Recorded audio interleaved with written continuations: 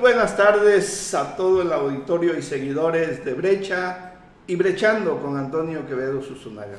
Muchas gracias por estar con nosotros lunes, miércoles y viernes 6:30, 7 de la noche.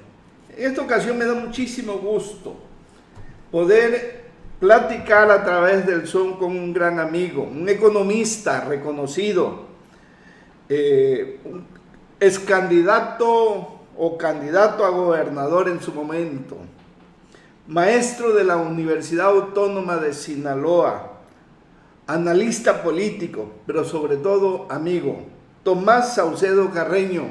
Bienvenido, Tomás. Gracias, Toño. Como siempre, tú siempre estás en el lugar preciso y siempre dándole cobertura cuando uno tiene algo que comentar. Y yo estoy muy agradecido porque, además de la amistad, vale mucho esta oportunidad que nos dan de expresar lo que pensamos sobre hechos importantes. Y bueno, yo nada más te agregaría ahí que además de haber sido maestro pues desde 1977 en la Universidad Autónoma de Sinaloa, también di clases en el Tecnológico de Monterrey y en la Escuela Normal de Sinaloa. Fíjate qué cosa tan extraordinaria. Pues tú llegaste de la Ciudad de México, aunque eres de Durango. Así es. ¿No? Yo llegué por error, Toño. Sí. Por eso creo mucho en el destino y entré a una candidatura pues también porque me la propusieron. Yo nunca la busqué. Yo iba a trabajar a Guadalajara, a la Escuela de Economía de la Universidad de Guadalajara. Ya tenía un convenio firmado y me lo hicieron firmar en el Colegio de México recién egresados. Fue el encargado de Economía de la UDG y nos contrató a 4 maestros para que nos hiciéramos cargo del área de teoría económica. Y yo el día que me vine a Guadalajara me dormí en el tren y me eché unas cervecitas y de repente le dije al garrotero, yo venía con una semana de anticipación para buscar dónde vivir. Y yo, oiga, ¿cuánto? Yo traigo boleto a Guadalajara, pero pues me quiero ir a Culiacán, unos 2, 3 días. Págueme la diferencia y me vine a Culiacán. Llegué aquí el 4 de septiembre de 1977 y el 6 de septiembre, que es mi cumpleaños, lo pasé aquí. El primer cumpleaños en Culiacán de 1977. Pero el 5 de septiembre, Toño, del 77, yo estaba dando clases en la Escuela de Economía de la Universidad Autónoma de Sinaloa sin habérmelo propuesto ni buscado. Y uno de mis excelentes alumnos que tuve ahí, que tú lo conoces, era ni más ni menos que Santos López Leiva. Cómo no. Me acuerdo haber platicado muchísimas veces con Santos López Leiva, un gran amigo. Era administrativo de la Escuela de Economía. Entonces yo venía al estilo de la moda de aquel tiempo, con el pelo largo, un morral de mis documentos, con un pantalón medio parchado, como se usaba. Como nos vestíamos los intelectuales, los académicos. Sí. Y entonces, como tenía problemas en la Escuela de Economía de Maestros, cuando yo le di clases, que en paz descanse el Wally Mesa me presentó al grupo, no le creyeron. El Wally llegó, me presentó y me dejó, yo di la clase, me fui. Y al siguiente día, que era el 6 de septiembre, llegué yo a dar clases a las 10 de la mañana y no había nadie. 10 minutos, 15 minutos, dije, ya me corrieron estos plebes. Y llegan con los chirrines, Toño, y tocando las mañanitas, porque era mi cumpleaños. Dije, ¿y estos cómo subieron? Y entonces ahí, Santos López Leiva me dijo que él era auxiliar administrativo de la Escuela de Economía, que era su segunda carrera, y que no le creyeron al Wally, y fue a investigar. Que no fuera yo un cholo vago de la colonia 6 de enero, así me dijeron, por la mirada que traía. Y ahí nos dimos cuenta que en realidad usted es un académico, me dijo, y estamos dándole la bienvenida. Así llegué a la Escuela de Economía en 1977, trabajé muy gustosamente en la Escuela de Economía casi toda mi vida. ¡Qué maravilla! Llegamos el mismo año a Sinaloa, Tomás. Yo llegué el 5 de julio. Oye, ¿tú primero que yo? Oye... a invitación de 2 grandes hombres sinaloenses. El primero, don Alejandro Avilés, poeta, escritora, cronista, en fin, director de la Escuela de Periodismo Carlos Septién, colaborador de Excelsior, del Universal. ¿De dónde venías tú? ¿De dónde venías? Yo había salido del rancho Piedra Sentada, municipio de Cotazla, de 13 años Fíjate. sin haber, sin, ¿eh? Yo también salí de 13 años de carreras tepehuanes, Durango. Oye, de 13 años, sin haber estudiado la primaria, entré a Córdoba, en Córdoba, Veracruz, al primer año de primaria en la escuela Profesor Manuel C. Tello. De allí, pues terminé la primaria en 3 años. En aquel tiempo, pues estaba yo tan grandote que los niños de 6 años pues, me quedaban aquí. Oye, Toño, yo conozco una persona excelente, académico del Colegio de México, que trabajó en la UDG, que fue de esta generación que te digo que nos contrataron, que se llama José Antonio Yunes Salomón, creo que era de Córdoba. Ellos son de Soledad de Doblado, los Yunes, muy cerquita de la región donde yo nací. Cuando llegó Héctor Yunes aquí a Sinaloa como líder del delegado del PRI, Renato Vega Alvarado nos invitó a un desayuno y me dijo, oye, quiero presentarte a un paisano, y ya me acerca con Héctor. Sí, le digo, yo lo ubico muy bien. El abuelo era compadre del abuelo de él. No, sí. O sea, había... Oye, Toño, pero no me invitaste para platicar de esto, ¿verdad? No, espérame. Pero ya que tocamos este tema, yo estudié en la escuela secundaria de bachilleres y artes y oficios de Córdoba. Nada más había una. Y ahí tenía yo a un gran compañero que se llama Dante Delgado Ranauro. ¿Unas joyas salieron de allá? Oye, y su esposa Tere Morales. Te voy a dar un dato para que cuando lo veas, lo platiques con él. El día que sale de la cárcel, hace una comida grande en una de las casas de su suegro. Y en la mesa de invitados especiales estaba yo con él. No, excelente, te felicito. Entonces, después de ahí, pues agarré rumbo a México, estudié la carrera de periodismo. Al término, bueno, antes de terminar, don Alejandro me metió a hacer mis prácticas a Excelsior, y luego corren a todos los que había con don Julio Cherep, y yo iba ahí. Y me quedo yo en la revista Proceso a trabajar prácticamente 2 años. Y 5 años de corresponsal aquí. Una carrera, Toño. Bueno, pero... Por algo eres un buen periodista. Ahí está el currículo, no tiene vuelta de hoja.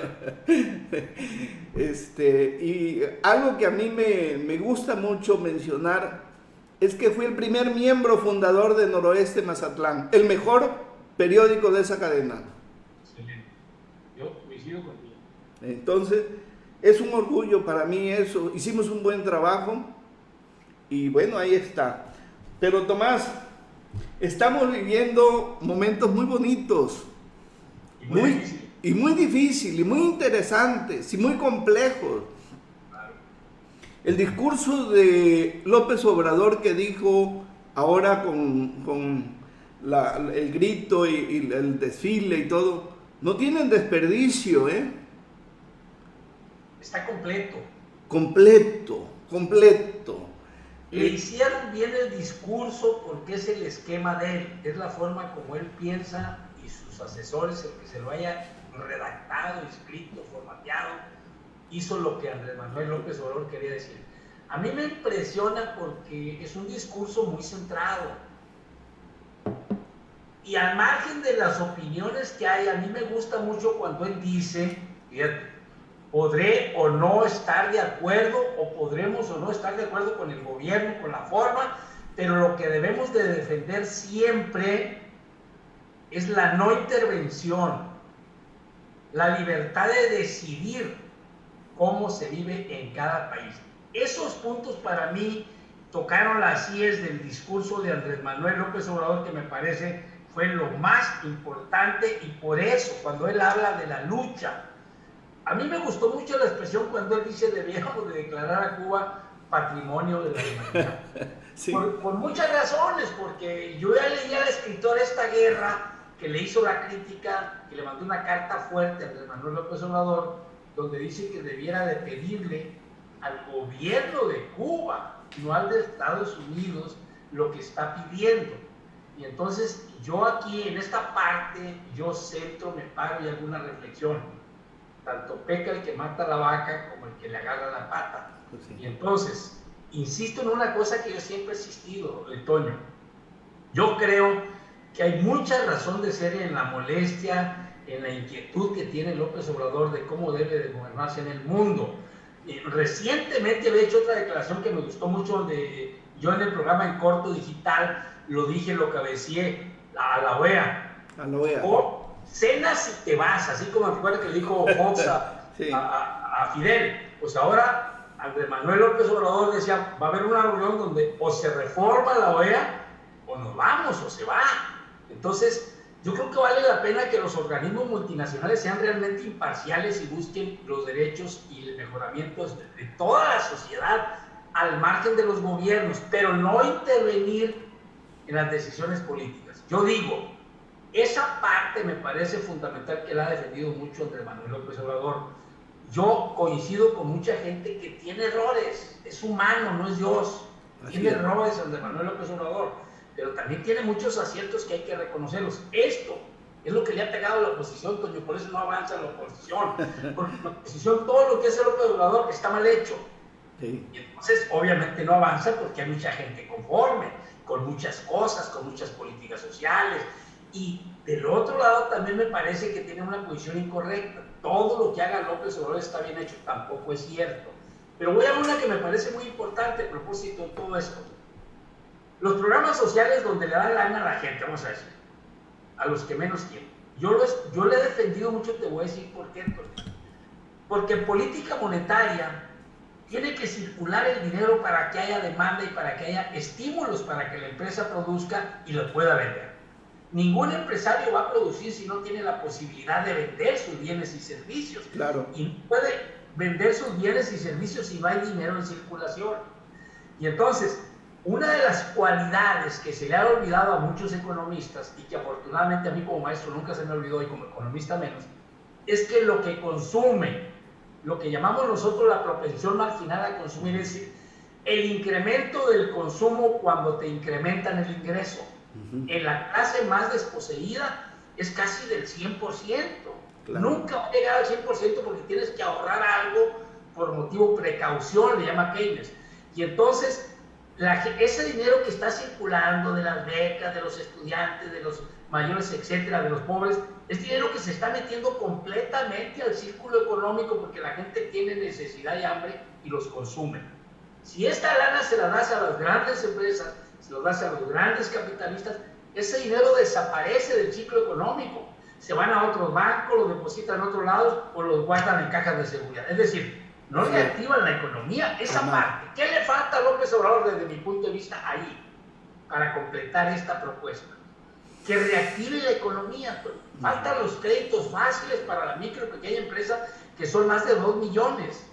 Ahí le ha fallado a Tatiana Cloutier y yo lo he dicho. Si hoy fueran las elecciones y Tatiana fuera la candidata a presidenta, yo con los ojos cerrados voto porque es una persona íntegra y derecha. Pero de economía, pues sabe lo que yo sé de química, no sé nada. Entonces digo, a ver, ¿cómo 150,000 créditos para 150,000 microempresas van a resolver el problema de la economía? Que fue la primera medida que ella anunció. Cuando hay más de 2 millones de microempresas que tienen problemas. Esto me parece muy interesante. Y en este discurso de López Obrador, que me parece muy interesante el grito, fíjate, dice, ¿por qué los mexicanos festejamos más el grito que la independencia? Así es. ¿Por qué más a Hidalgo que a Iturbide? Y lo dice muy claramente, porque Hidalgo era subversivo, dice, era humano, era auténtico cristiano. Fíjate las expresiones de López Obrador, y esta última me gusta, porque esta última lo acerca a eso que le han criticado con la religión. Auténticamente cristiano, y dice, Hidalgo era subversivo, pero era revolucionario a carta cabal, entero, íntegro. No se anduvo por las ramas. Y él, en la carta que le escribió a Juan Antonio Leaño, dice lo siguiente: no hay remedio, señor intendente. El movimiento actual es grande y mucho más cuando se trata de recobrar derechos santos concedidos por Dios a los mexicanos, usurpados por unos conquistadores crueles, bastardos e injustos, fíjate que auxiliados de la ignorancia de los naturales y acumulando pretextos santos y venerables, pasaron a usurparles sus costumbres y propiedad, y obviamente esto logró vilmente que convirtió a los hombres libres, los convirtió en obviamente degradados como tipo esclavo. Fíjate nada más la profundidad de este párrafo. Yo lo hice, lo copié tal como está y lo leo tal como está porque me gusta cómo está escrito. O sea, mezcla la religión pero correctamente, y mezcla cómo se manejan las cosas en el gobierno y cómo la corrupción ha permitido todo esto, lo que no permitió el cura Hidalgo.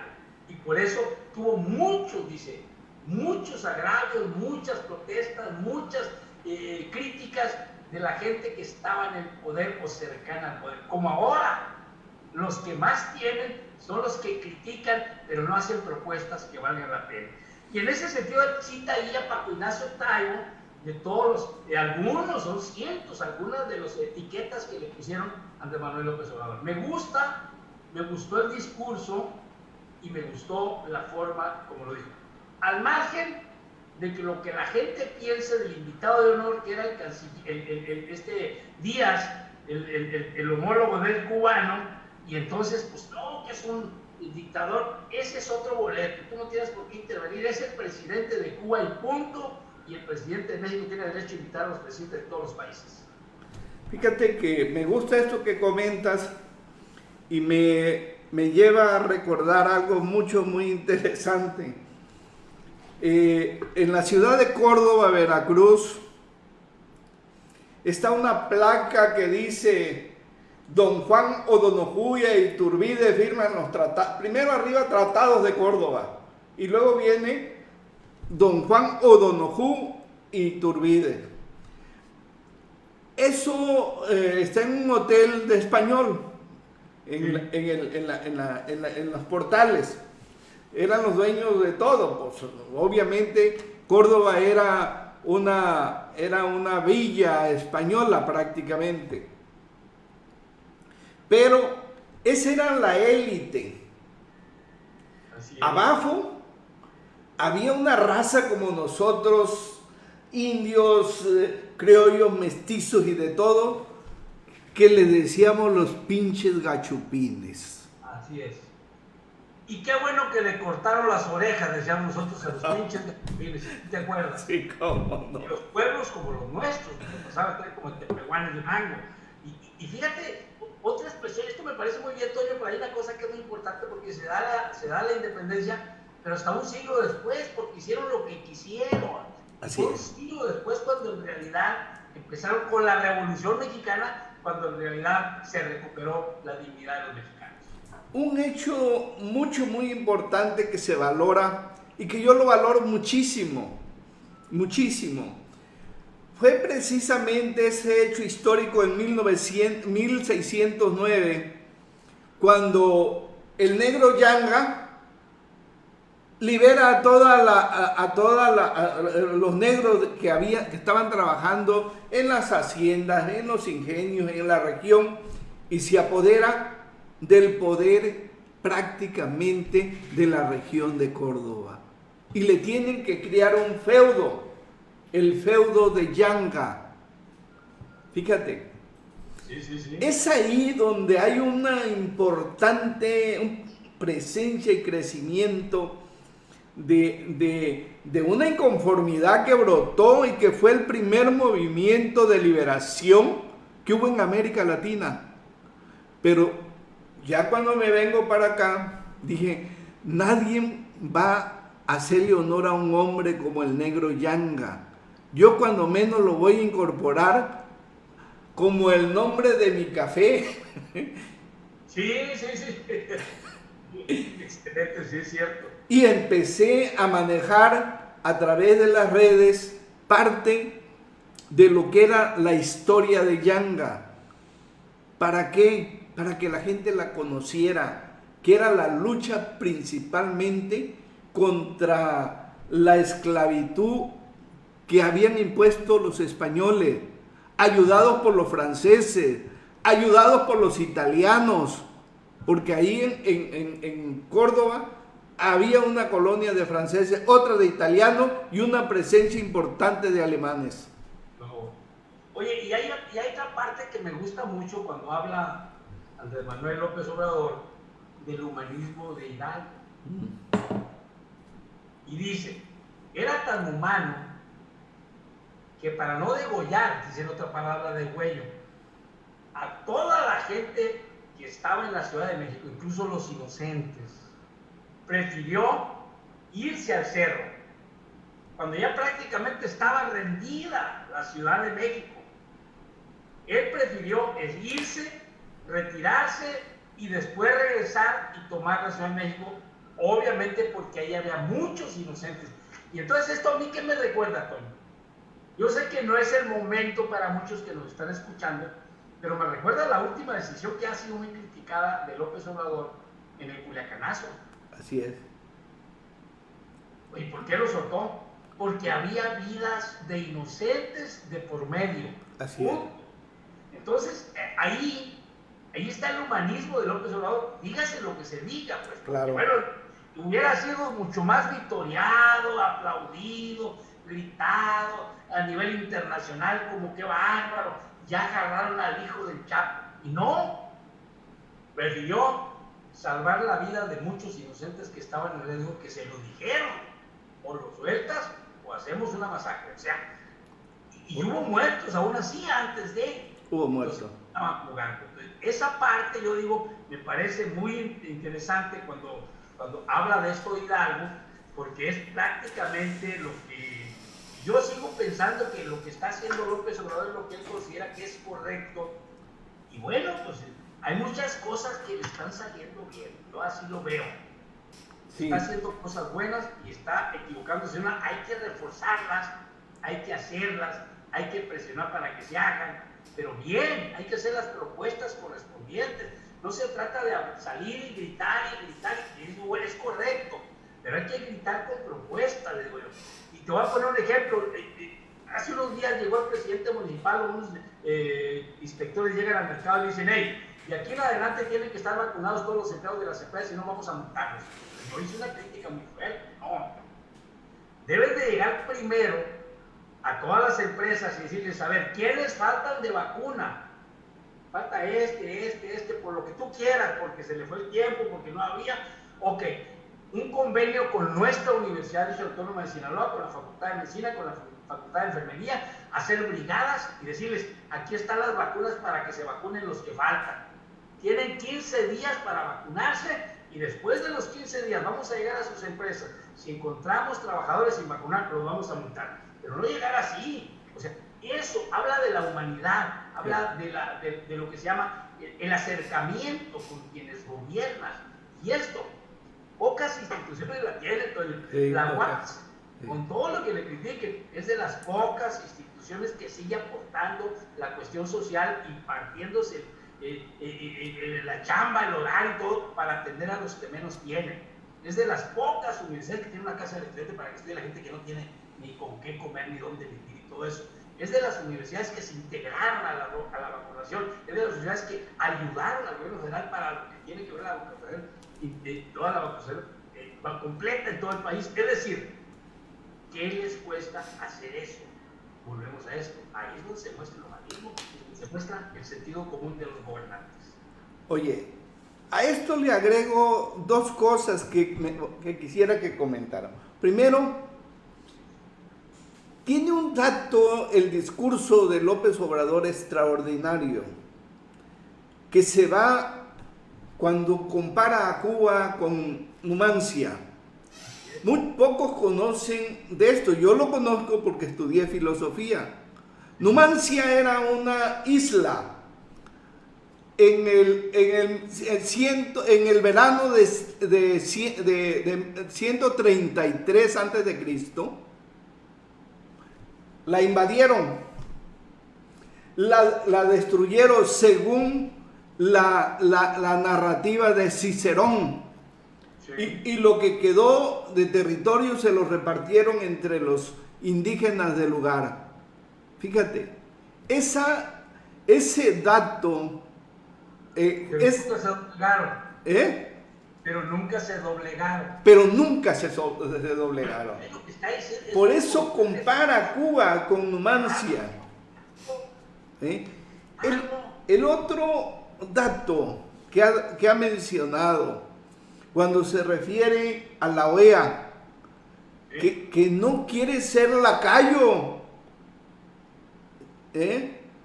Entonces, ese dato es el que está en la disputa más poderosa y de mayor riesgo.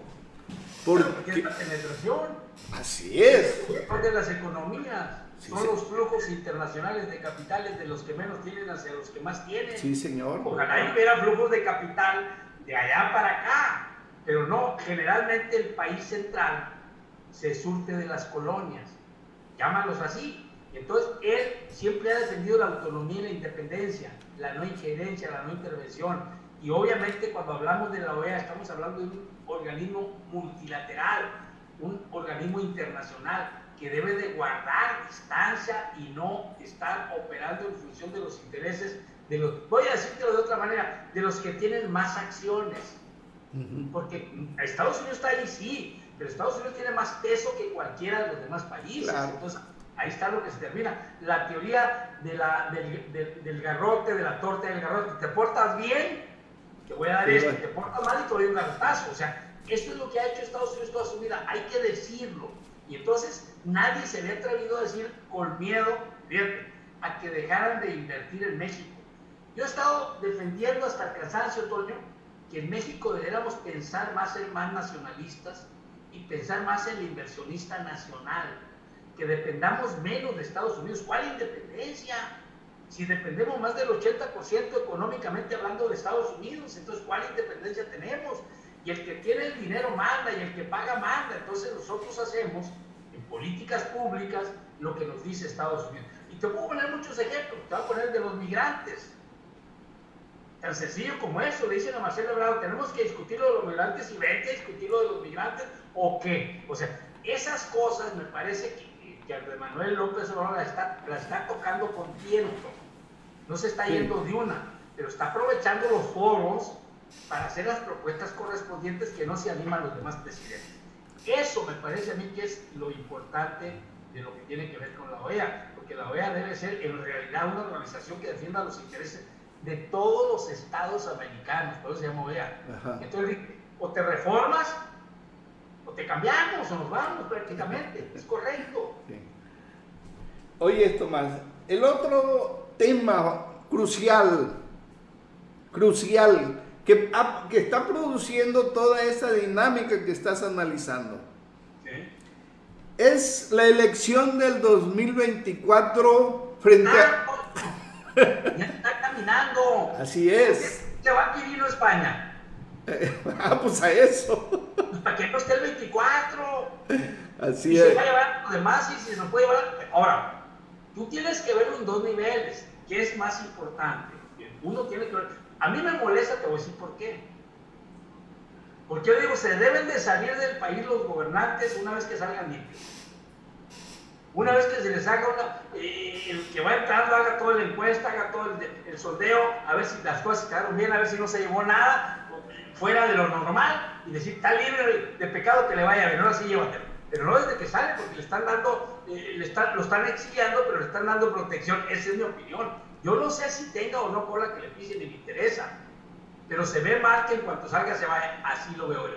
Fíjate, una de las cosas que yo he comentado mucho, y que lo he comentado que a muchos no les gusta, lo de Anaya, que está en este mismo esquema. Dice Anaya que él se fue que porque es una persecución política. Toño, Si a ti te investigan, vamos a sumar que de repente por esta encuesta que entrevistaste a Tomás, que fue candidato del Verde, que está cercano y declinó por Rocha, digan los panistas y los priistas, no, pues es que el Toño es de Morena, bla, bla, bla. Y de repente sacas una nota clara si te vas. Le dicen, y te dicen, no, y tú haces una declaración fuerte contra el gobernador. Y dice, no me voy porque a lo mejor me meto al monte. No, si tú no hiciste nada incorrecto. No tienes por qué irte. Yo lo. Así es. Ahora, yo he dicho y sostengo que más del 80% de los funcionarios públicos y de los gobernantes y los diputados y los senadores han hecho muchas picaradas, muchas pillerías y los tienen agarrados. Pues yo no tengo la culpa que hayan hecho y los tengan agarrados. Por eso muchas cosas no las hacen. Ah, qué bueno, apenas así digo. Oye, eso que acabas de decir, pues Ricardo Anaya anda huyendo porque es un picarazo. Oye, el otro dato muy importante, Tomás, que estamos haciendo referencia, es que López Obrador les quitó al PAN y al PRI sus mejores hombres que pudiera haber usado para candidaturas en el 2024. A Quirino, el PRI, y a Javier Corral casi ya lo mete adentro, y a Toño Echavarría de Nayarit. ¿Sí? Los tres, dentro de la estructura de competencia partidista, son los mejores. Coincido contigo y voy a aprovechar para decir porque mucha gente tiene una opinión diferente de Quirino, hay que decirlo. Yo he dicho una cosa y la sostengo todo. Para mí ha sido mejor gobernador que los últimos gobernadores de Sinaloa, con eso digo todo. Y voy a decir una cosa para que no quepa lugar a dudas. Yo nunca he entrevistado a Quirino ni he platicado con Quirino. Punto. O sea, no tengo ningún compromiso con Quirino ni con nadie de ellos. Y sin embargo, cuando a mí me han preguntado, yo siempre he dicho, ha hecho un buen gobierno. No el que yo quisiera, no excelente, pero ha hecho un buen gobierno, ha hecho obras, ha hecho cosas buenas. También ha hecho cosas malas, vuelvo a decir, se equivoca. No tenían que haber hecho los estadios, esa es mi opinión. Esa lana pudo haberse quedado para la pandemia, para las vacunas, para la salud, para la medicina. No me cabe la menor duda. Pero son cosas, hay errores que se han cometido, pero en mi opinión son más los aciertos que ha tenido Quirino que los errores. Por algo lo están jalando, como dices tú. Están sacándolos de la jugada rumbo al 24. A lo mejor nos íbamos a enfrentar con uno de esos, porque sabes una cosa, a mí ya me gustó, me divertí, Toño. Yo no he participado en eso y me divertí. O sea, yo lo tomé como un hobby. Dije, voy a meterme a ver qué rollo, porque me llegaron y me lo ofrecieron sin buscarla. Y dije, bueno, yo sí les dije una cosa, yo no tengo lana para la publicidad, ni un 5 lo voy a meter en la publicidad. Yo voy a ir con los amigos que me conocen y si me entrevistan, si me platican bien. Yo no te voy a comprar espectacular, no te voy a comprar póster, no te voy a comprar publicidad. Adelante, adelante. Esas son las condiciones, las aceptaron y nos metimos. Y yo agradezco a ti, a Luis Alberto Díaz, a los de Televisa Culiacán, a Gil Díaz, a toda esta gente que me da mucho apoyo, a Rafael Gorgón Ramos en Radiorama. O sea, yo tengo mucho agradecimiento con la gente porque sin gastarle 5 me dieron oportunidad de hacer llegar propuestas a los sinaloenses. Y lo más importante, hace unas horas me entrevistó una compañera de Luis Alberto por teléfono y me dijo, ¿qué estás? Y que si no me había llegado la invitación y que ya falta poco. Le dije, mira, yo estoy trabajando, yo soy director operativo de la Fundación UAS, una institución de asistencia privada, mi jefe Jacobo Seguir, Rafael Borbón y Roberto Gutiérrez. Yo estoy trabajando, si me llega la invitación, pues la voy a valorar, digo, pero no me estresa, digo, porque yo sé que los que van a gobernar mejor. Y deja de decirte una cosa, entre otras, para que no se especule con lo de la discriminación. Yo en el debate lancé un pacto, el Pacto por el Bien Superior de Sinaloa, y las condiciones más importantes del pacto era que ganara quien ganara la gobernatura, debiera de integrar a los mejores perfiles académicos, fueran de donde fueran, no a los políticos. Y ese compromiso lo hizo Rocha públicamente el día que decliné y firmó el pacto. Yo le entregué el pacto a todos, digo, el único que me buscó y finalmente fue Rocha, y esa a mí me llamó la atención. Y segundo, pues yo también valoré mi carrera, cómo iba, y no tenía ninguna posibilidad de ganar. Entonces yo quería que mis propuestas pudieran ponerse en práctica y estoy seguro que la van a poner.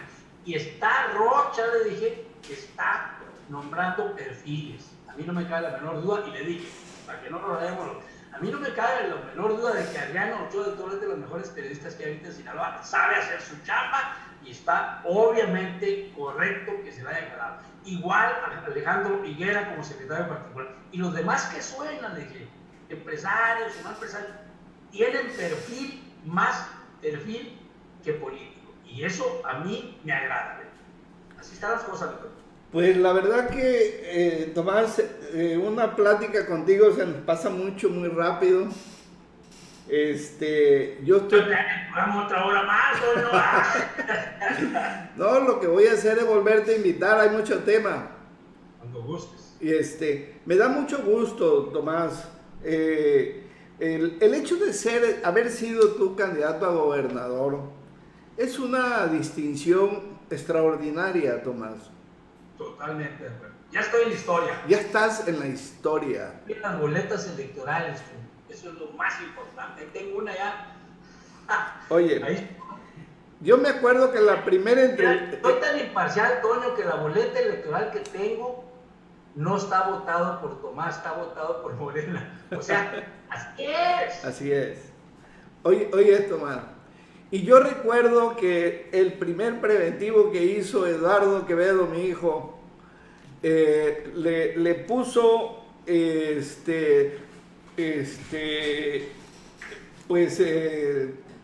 candidato, ¿no? Sí.